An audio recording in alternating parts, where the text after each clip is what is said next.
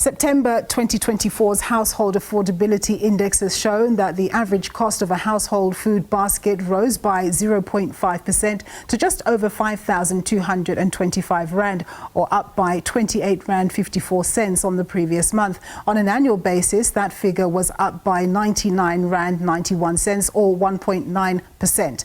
The index draws its data from a survey of 44 basic foods from 47 supermarkets and 32 butcheries across townships and CBDs in Johannesburg, Durban, Cape Town, Pietermaritzburg, among others.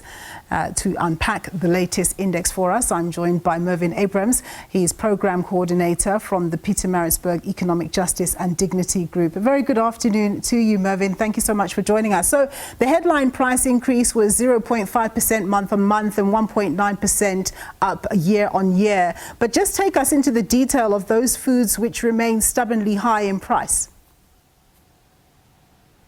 So good afternoon, and good afternoon to all your viewers. Yes, we have had a trend over the last 3 months of price decreases, and so unexpectedly we had an increase in the overall cost of the basket this month, driven in main by a massive increase in the price of potatoes, tomatoes, and the price of maize meal. Those three items were the biggest drivers of the price increase this month.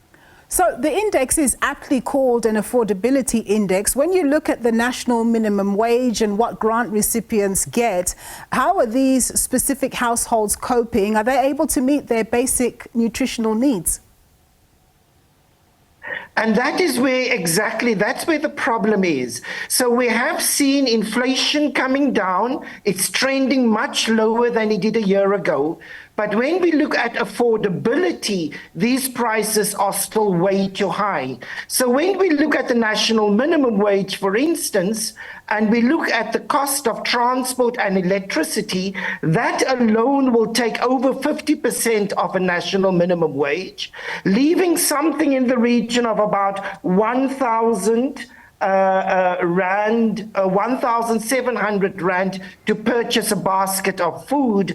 And our 16 core foods, those are the foods around which households cook a pot of food or a meal, that cost of that core food stands at 2,860.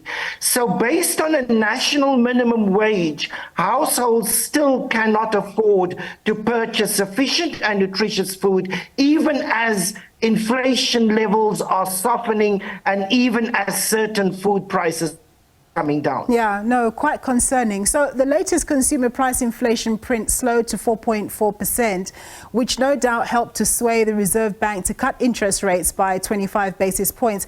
Do you think that the central bank needs to be more aggressive to assist households in balancing their books?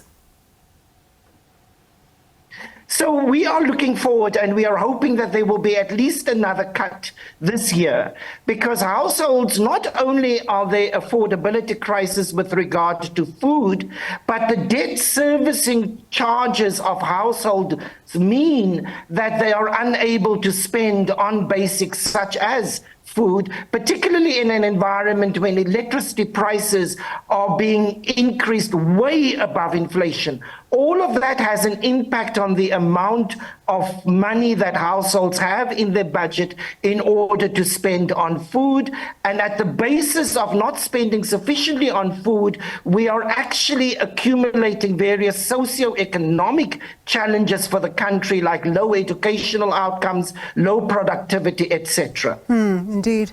So one of the items that came out of the CPI was the food inflation print. It showed that it was tending to go upwards again. How concerned are you that going forward, those staples that you cited and others are going to continue going up and not down?